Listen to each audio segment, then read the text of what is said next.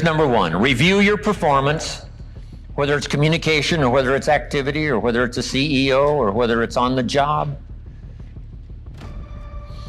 Here's what my father said, a seminar in a sentence. I wish he was here to give it, but since he's not here, in his honor, I will give his seminar in a sentence. Here it is.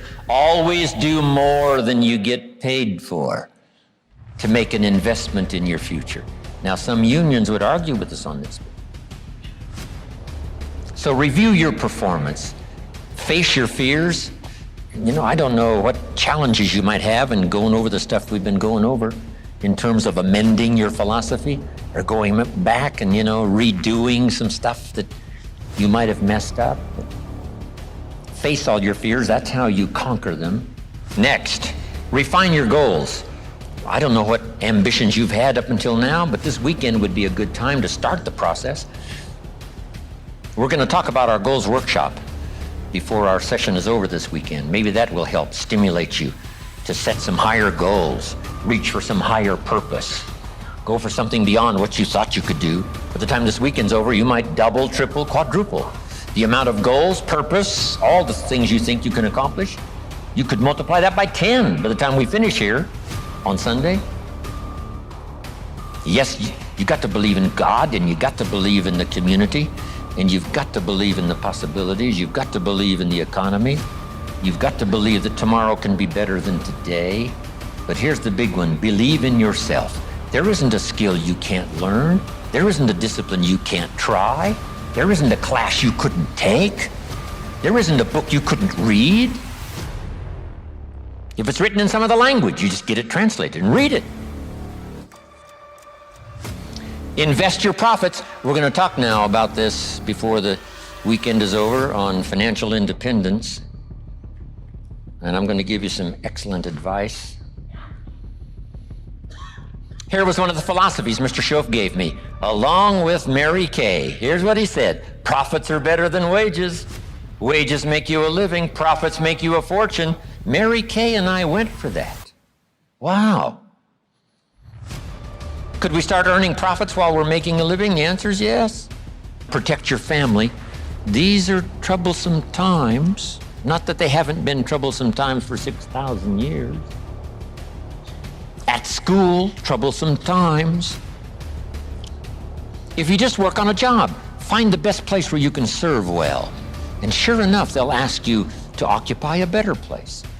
And if you keep doing a job well, the guy says, well, if I had a better job, I'd really pour it on. But I got this lousy job, so I just goof off. See, that's the philosophy of disaster. So you've got a lousy job. Do the very best you can. That's your best way out. It's not to do less than you could, but to do the best you can. With that philosophy, your life can take great leaps forward.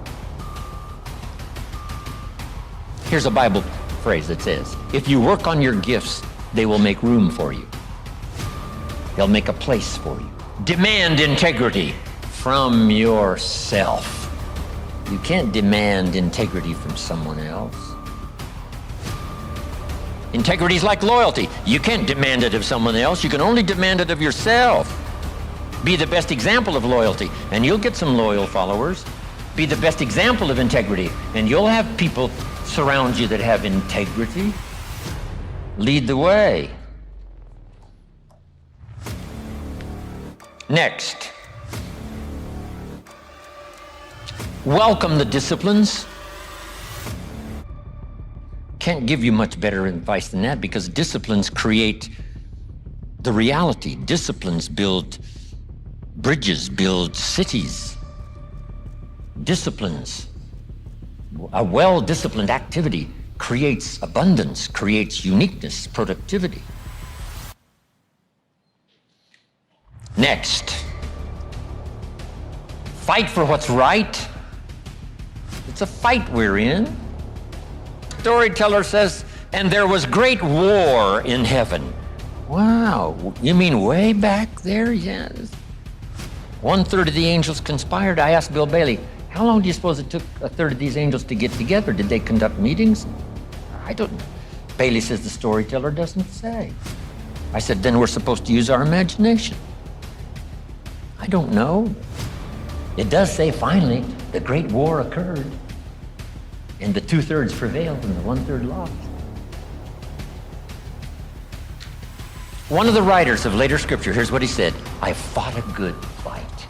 See, that's extraordinary to be able to say. I fought for my kids, and I fought for what was right, and I fought for my good health, and I fought to protect my company, and I fought for a good career that would bless my family. I fought a good fight. It's good to fight. The encroachment. Opposites are in conflict, and we're in the middle.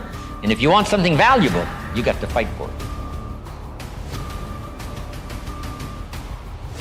Then this writer also said, not only have I fought a good fight, and I'll finish with this, and I got a much longer list, but maybe I can cover these at another time.